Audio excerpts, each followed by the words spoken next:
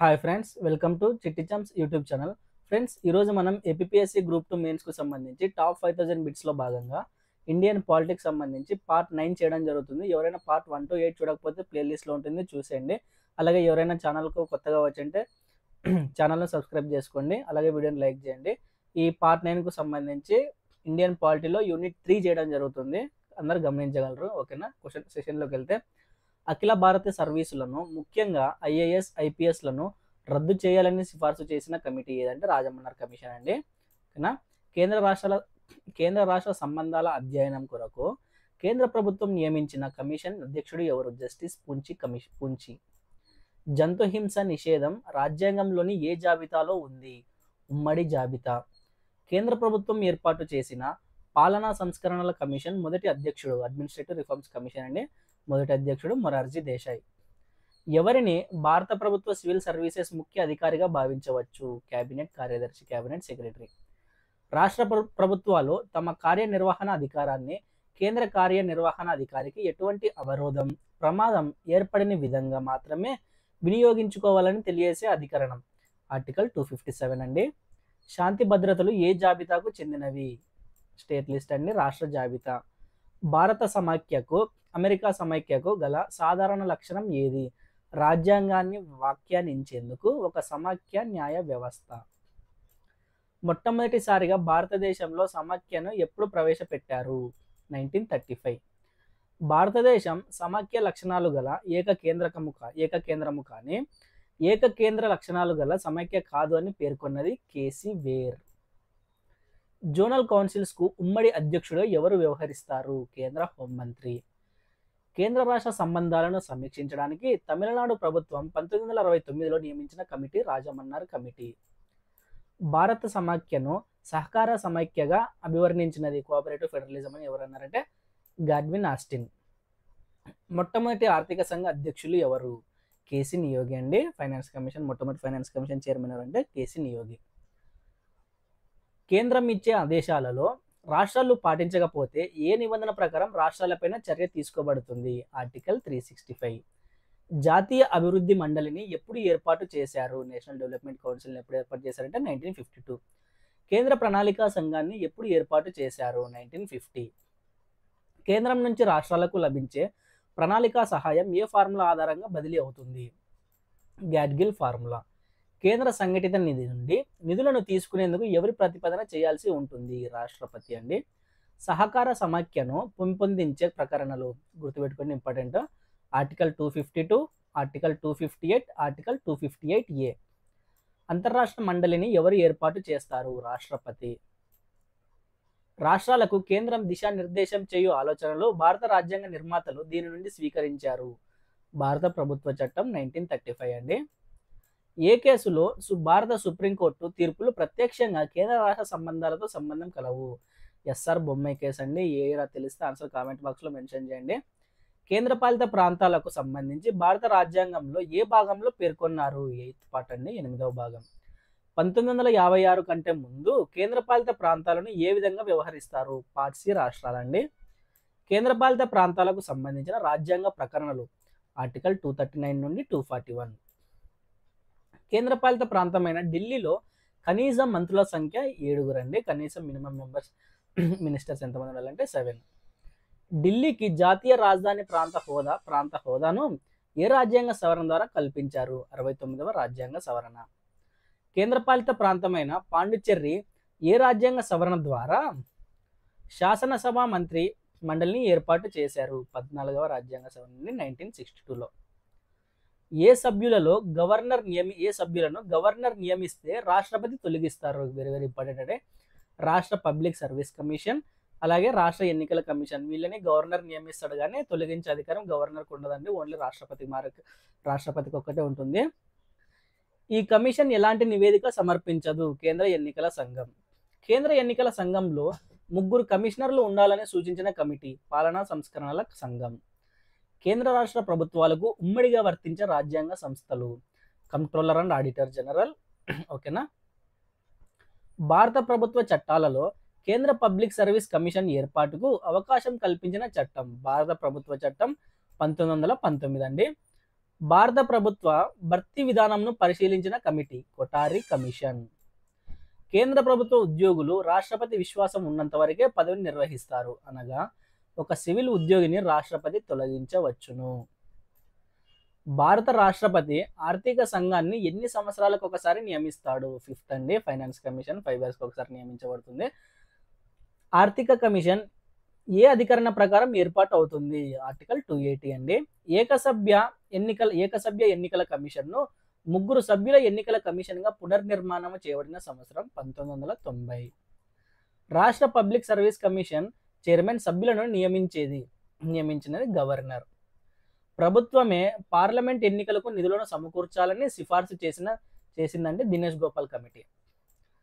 వయోజనులకు ఓటు హక్కు కల్పిస్తూ వారి పేరు ఓటర్ల జాబితాలో పొందుపరచడం కల్పించే అధికరణ article 325. Union public service commission chairman మరియు సభ్యులను ఎవరు నియమిస్తారు? రాష్ట్రపతి. ఏ సాధారణ ఎన్నికలలో భారతదేశము మొట్టమొదటి కేంద్రంలో సంకీర్ణముగా ప్రభుత్వాన్ని ఏర్పాటు చేసినది? ఓకేనా. కోయలేషన్ గవర్నమెంట్ ఫస్ట్ ఎలక్షన్స్లో జనరల్ ఎలక్షన్స్లో స్టార్ట్ అయిందంటే ఇక్కడ నుంచి అంది 6th జనరల్ ఎలక్షన్స్ 6వ సాధారణ ఎన్నికలు. భారతదేశంలో యూనియన్లోను రాష్ట్రాలలోనూ ఒకే విధమైన సేవలను అందించు ప్రభుత్వ ఉద్యోగము అఖిల భారత సర్వీసులు.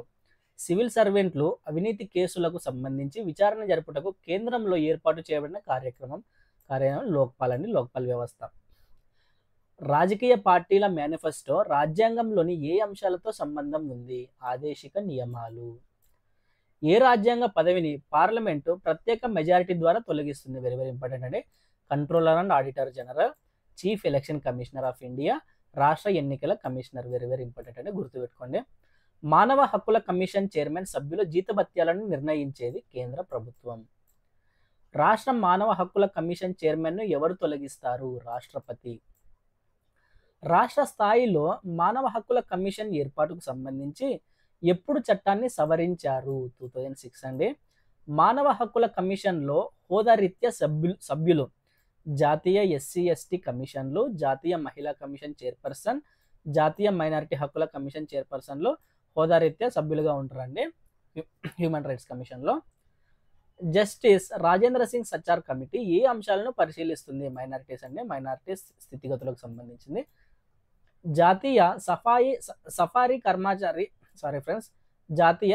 కర్మచారి కమిషన్కు సంబంధించి 1993లో ఏర్పాటైంది.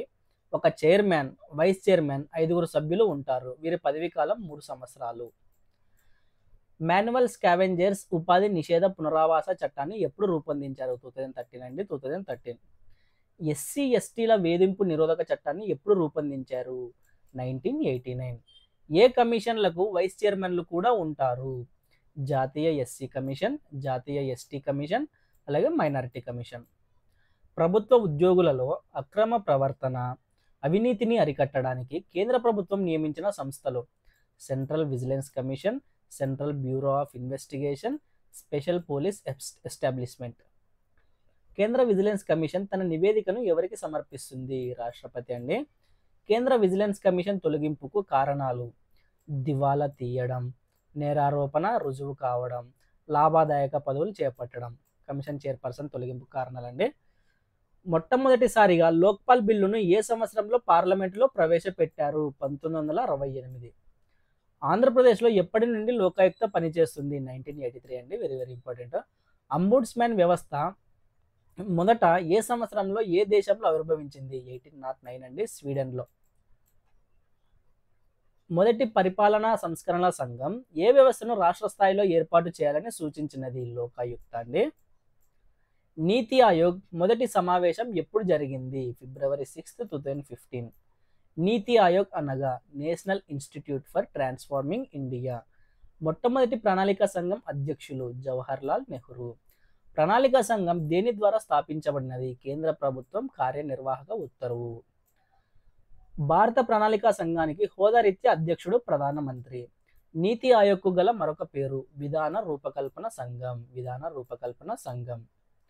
నీతి ఆయోగ్ విధి భారతదేశాన్ని దేనిగా రూపొందించడం? సహకార సమైక్య, కోఆపరేటివ్ ఫెడరలిజం. నీతి ఆయోగ్ యొక్క ఉపాధ్యక్షుడు, కార్యనిర్వహణ అధికారులను ఎవరు నియమిస్తారు? ప్రధానమంత్రి. నీతి ఆయోగ్ ఏర్పాటుకు ఆధారం కేంద్ర మంత్రిమండలి తీర్మానం అండి. క్యాబినెట్ డెసిషన్ ద్వారా ఏర్పాటైనది నీతి ఆయోగ్. నీతి ఆయోగ్ ఎప్పటి నుండి అమల్లోకి వచ్చినది? జనవరి 1, 2015. నీతి ఆయోగ్ పాలక మండలి సమావేశాలను ఏ పేరుతో పిలుస్తారు? Team India. ప్రపంచంలో మొదటిసారిగా సమాచార హక్కు చట్టాన్ని రాజ్యాంగంలో పొందుపరిచిన దేశం? స్వీడన్. సమాచార హక్కు చట్టం కోసం ఉద్యమించిన వారిలో ముఖ్యులు ఎవరంటే అరుణారాయ్, సందీప్ పాండే, జయప్రకాష్ నారాయణ. ఒక దేశం యొక్క గొప్పతనం అది పౌరులకు కల్పించిన హక్కులపై ఆధారపడి ఉంటుందని పేర్కొన్నది హెచ్జే లాస్కీ. వయోవృద్ధుల పోషణ మరియు సంరక్షణ చట్టాన్ని ఎప్పుడు రూపొందించారు? 2007. బాలల హక్కులలో ఎక్కువగా హరించబడుతున్న హక్కు? వికాసపు హక్కు. లైంగిక నేరాల నుండి బాలల రక్షణ చట్టాన్ని ఎప్పుడు రూపొందించారు? 2012. సమీకృత బాలల అభివృద్ధి సేవల పథకాన్ని ఎప్పుడు ప్రారంభించారు? 1975 అండి. సమాచార వేగుల పరిరక్షణ బిల్లు ఎప్పుడు ప్రవేశపెట్టబడినది? 2014. సమాచార హక్కు చట్టాన్ని ఉల్లంఘిస్తే గరిష్టంగా విధించే జరిమానా 25,000 అండి, 25,000 రూపాయలు. కేంద్ర సమాచార కమిషన్ తన నివేదికను ఎవరికి సమర్పిస్తుంది? కేంద్ర ప్రభుత్వానికి. కేంద్ర సమాచార కమిషన్ సభ్యులను తొలగించే అధికారం ఎవరికి ఉంటుంది? రాష్ట్రపతి. తెహ్రీ డ్యాం నిర్మాణానికి వ్యతిరేకంగా పోరాడిన ప్రముఖ పర్యావరణవేత్త సుందర్లాల్ బహుగుణ. అంతర్జాతీయ విశ్వ మానవ హక్కుల ప్రకటన ఎప్పుడు చేయబడినది? డిసెంబర్ 10, 1948 అండి. బాల కార్మికులు అత్యధికంగా పనిచేస్తున్న రంగం? వ్యవసాయ రంగం. సమాచార హక్కు చట్టం లక్ష్యాలు: పారదర్శకత, జవాబుదారీతనం, అవినీతిని అరికట్టడం. కేంద్ర సమాచార కమిషన్లో ఎంతమందికి మించకుండా ఇతర కమిషనర్లు ఉంటారు? 10 మంది అండి. భారత ప్రజాస్వామ్యంలో ప్రజలే సార్వభౌములని, వారికి సేవలందించే ప్రభుత్వాలు తప్పనిసరిగా ప్రజలకు తగిన సమాచారం అందించాలని సుప్రీంకోర్టు ఏ కేసులో తీర్పు చెప్పింది? వెరీ వెరీ ఇంపార్టెంట్ అండి. రాజ్నారాయణ్ వర్సెస్ ఇందిరాగాంధీ కేసు 1976. పార్లమెంటులోని ఏదైనా సభకు చెందిన ఒక సభ్యుని అనర్హతకు సంబంధించిన వివాదంపై తన నిర్ణయాన్ని తెలిపే ముందుగా భారత రాష్ట్రపతి ఎవరి అభిప్రాయాన్ని తప్పనిసరిగా పొందవలసి ఉంటుంది? ఎన్నికల సంఘం. రాజ్యాంగ హోదా దృష్ట్యా యూనియన్ పబ్లిక్ సర్వీస్ కమిషన్ అనేది ఒక సలహాపూర్వక సంస్థ. 26 జనవరి 1950కి ముందు కేంద్ర పబ్లిక్ సర్వీస్ కమిషన్ ఈ విధంగా వ్యవహరించబడేది: ఫెడరల్ పబ్లిక్ సర్వీస్ కమిషన్. భారత రాజ్యాంగంలోని ఏ ప్రకరణలలో దీని ప్రకారం ప్రభుత్వం యూపీఎస్సీ యొక్క సలహాలు తప్పనిసరిగా కోరవలసి ఉంటుంది? ఆర్టికల్ 320. కేంద్రం సర్వీసులకు సంబంధించి మరియు ఏ ఇతర స్థానిక సంస్థలకు సంబంధించిన లేదా శాసనం ద్వారా ఏర్పాటు చేయబడిన ఇతర కార్పొరేట్ సంస్థ లేదా ఏదైనా ప్రభుత్వ సంస్థలకు సంబంధించి యూనియన్ పబ్లిక్ సర్వీస్ కమిషన్ విధులను ఏ విధంగా విస్తరించవచ్చు? పార్లమెంట్ యొక్క చట్టం ద్వారా. యూపీఎస్సీ యొక్క వార్షిక నివేదిక వీరికి సమర్పించబడుతుంది? రాష్ట్రపతి అండి. కేంద్ర పబ్లిక్ సర్వీస్ కమిషన్ యొక్క సభ్యులు మరియు సిబ్బంది యొక్క సేవా షరతులకు సంబంధించిన నిబంధనలను చేయు అధికారాలు ఎవరికి అప్పగించబడినవి? భారత రాష్ట్రపతి. క్రమశిక్షణ వ్యవహారాలలో కేంద్ర పబ్లిక్ సర్వీస్ కమిషన్ను సంప్రదించాలని ప్రభుత్వాన్ని భారత రాజ్యాంగం నిర్దేశిస్తుంది. ఏ సంస్థ ఆవిర్భావం యూనియన్ పబ్లిక్ సర్వీస్ కమిషన్కు రాజ్యాంగం సూచించిన ఈ పాత్రను ఖచ్చితంగా సఖ్యపడదు? కేంద్ర నిఘా సంఘం. రాజ్యాంగ అధికారులలో ఎవరిని తొలగించేందుకు రాష్ట్రపతికి సుప్రీంకోర్టు సంప్రదింపు అవసరం ఉంది? Union public service commission chairman అండి. రాష్ట్ర పబ్లిక్ సర్వీస్ కమిషన్ యొక్క ఒక సభ్యునికి అనుచిత ప్రవర్తన కారణంతో దీని యొక్క విచారణ తర్వాత మాత్రమే తొలగించవచ్చు? భారత సుప్రీంకోర్టు. రాష్ట్ర పబ్లిక్ సర్వీస్ కమిషన్ దాని నివేదికను ఎవరికి సమర్పిస్తుంది? గవర్నర్ అండి. 2 లేదా అంతకన్నా ఎక్కువ రాష్ట్రాల కొరకు ఒక ఉమ్మడి పబ్లిక్ సర్వీస్ కమిషన్ను ఏర్పాటు చేయనది పార్లమెంట్ యొక్క ఒక చట్టం ద్వారా అండి. రాష్ట్ర పబ్లిక్ సర్వీస్ కమిషన్ యొక్క నివేదికను ఆమోదించినప్పుడు ఆ నిరాకరణకు గల కారణాలను వీరి ముందు ఉంచవలెను? రాష్ట్ర శాసనసభ. మన రాజ్యాంగంలోని ఏ ప్రకరణలతో ఆర్థిక సంఘం వ్యవహరిస్తుంది? ఆర్టికల్ 280 అండి. ఆర్థిక సంఘం యొక్క సభ్యుల అర్హతలు భారత పార్లమెంట్ చేత సూచించబడవచ్చును. జాతీయ షెడ్యూల్ కులాల కమిషన్లోని సభ్యుల యొక్క సేవా షరతులను నిర్ణయించేది భారత రాష్ట్రపతి. ఎవరు జాతీయ షెడ్యూల్ కులాల కమిషన్ యొక్క వార్షిక నివేదికను పార్లమెంటు ముందు ఉంచుతారు? భారత రాష్ట్రపతి. భారత రాజ్యాంగంలోని ఏ ప్రకరణ జాతీయ షెడ్యూల్ కులాల కమిషన్తో వ్యవహరిస్తుంది? ఆర్టికల్ 338 అండి. జాతీయ షెడ్యూల్ కులాల కమిషన్ నందు ఉండున్నది ఒక చైర్పర్సన్, ఒక వైస్ చైర్పర్సన్ మరియు 3 ఇతర సభ్యులు. భారత రాజ్యాంగంలోని ఏ ప్రకరణ జాతీయ షెడ్యూల్ తెగల కమిషన్తో వ్యవహరిస్తుంది? ఆర్టికల్ 338A అండి. జాతీయ షెడ్యూల్ తెగల కమిషన్ దాని వార్షిక నివేదికను ఎవరికి సమర్పించును? భారత రాష్ట్రపతి. భాషాపరమైన మైనారిటీల కమిషన్ యొక్క ప్రధాన కార్యాలయం గల ప్రదేశం అలహాబాద్ అండి. భాషాపరమైన మైనారిటీల కోసం ప్రత్యేక అధికారి యొక్క పదవి ఏర్పాటు చేయబడిన సంవత్సరం 1957. ఏ రాజ్యాంగ సవరణ చట్టాలలో ఏది భాషాపరమైన మైనారిటీల కోసం ప్రత్యేక అధికారి కొరకు ఒక నిబంధనను చేసినది? 7వ సవరణ చట్టం. భారత సొలిసిటరీ జనరల్ వీరికి సహాయాన్ని అందజేస్తాడు? భారత అటార్నీ జనరల్ కండి. భారత రాజ్యాంగంలో ఏ ప్రకరణ భారత అటార్నీ జనరల్ పదవిని కలుగజేస్తుంది? ఆర్టికల్ 76. భారత ప్రభుత్వ ప్రథమ న్యాయాధికారి ఎవరు? అటార్నీ జనరల్ అండి. ఒక రాష్ట్ర అడ్వకేట్ జనరల్ యొక్క జీతభత్యములను నిర్ణయించేది రాష్ట్ర గవర్నర్. భారత రాజ్యాంగంలోని ఏ ప్రకరణ రాష్ట్ర అడ్వకేట్ జనరల్ పదవిని కలుగజేస్తుంది? ఆర్టికల్ 165. ఒక రాష్ట్ర అడ్వకేట్ జనరల్కు సంబంధించి అతడు భారత రాష్ట్రపతి అభిష్టం మేరకు పదవిలో ఉంటాడు. జాతీయ మానవ హక్కుల కమిషన్కు చైర్మన్తో పాటు ఎంతమంది సభ్యులు ఉంటారు? 4 సభ్యులండి. జాతీయ మానవ హక్కుల కమిషన్ చైర్మన్ పదవీ కాలం 3 సంవత్సరాలు లేదా 70 ఏళ్ల వయసు నిండే వరకు. ఏది ముందైతే అది. వెరీ వెరీ ఇంపార్టెంట్ అండి, గుర్తుపెట్టుకోండి. దీని ద్వారా జాతీయ మానవ హక్కుల కమిషన్ ఏర్పాటైంది. పార్లమెంట్ చట్టం. మానవ హక్కుల రక్షణ చట్టం 1993 వేటిని ఏర్పాటు కల్పించింది? రాష్ట్ర మానవ హక్కుల కమిషన్. రాష్ట్ర మానవ హక్కుల కమిషన్ చైర్పర్సన్ను తొలగించే అధికారం వీరికి కలదు? భారత రాష్ట్రపతి. కేంద్ర రాష్ట్రాల మధ్య శాసన సంబంధాల గురించి తెలియజేసే ఆర్టికల్ అండి. 11వ భాగం ప్రకరణ 245 నుంచి 255 మధ్య ఆర్టికల్స్ వచ్చేసి కేంద్ర రాష్ట్రాల మధ్య శాసన సంబంధాలు తెలియజేస్తుంది. అలాగే కేంద్ర రాష్ట్రాల మధ్య పరిపాలనా సంబంధాలు, అడ్మినిస్ట్రేటివ్ రిలేషన్స్ అండి. ఏ ఆర్టికల్ తెలియజేస్తుందంటే ఆర్టికల్ 256 నుంచి 263 వరకు అండి. ఇది కూడా 11th పార్ట్ కిందకి వస్తుంది. ఓకేనా. కేంద్ర రాష్ట్రాల మధ్య ఆర్థిక సంబంధాలు ఇది 12th పార్ట్ కిందకి వస్తుందండి. ఆర్టికల్ 264 నుండి 300 వరకు ఫైనాన్షియల్ రిలేషన్ సంబంధించి యూనియన్ స్టేట్ మధ్యలో. ఒక జాబితాలో పొందుపరిచిన అంశం మరొక జాబితాలో పొందుపరిచిన అంశాన్ని సందర్భానుసారం కొంతవరకు అతిక్రమించిన ఆ చట్టాలను రద్దు చేయరు. అలాంటి సందర్భాలలో అంశాల్లోని సారాంశాన్ని పరిగణలోకి తీసుకుంటారు. దీనిని ఏమంటారంటే doctrine of pith and substance. Doctrine of pith and substance. శాసనశాఖ తన పరిధిలో లేని అంశాలను ఉన్నట్లుగా ఊహించుకొని దురుద్దేశపూర్వకంగా చట్టాలు చేస్తే అలాంటి చట్టాలను ఏమంటారు? Doctrine of colourable legislation. Doctrine of colourable legislation.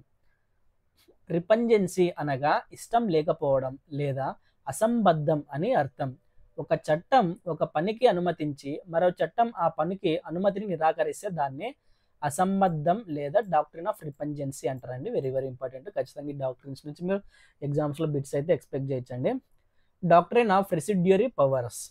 Residuary అనగా మిగిలిపోయిన భాగం అని అర్థం. 3 జాబితాలలో ప్రస్తావించబడిన అంశాలను అవశిష్ట అధికారాల పేరుతో కేంద్రానికి ఇచ్చారు. రెసిడ్యూరీ పవర్స్ అంటే ఓన్లీ రెసిడ్యూరీ పవర్స్ సంబంధించి పార్లమెంటే చట్టాలు చేయాలి.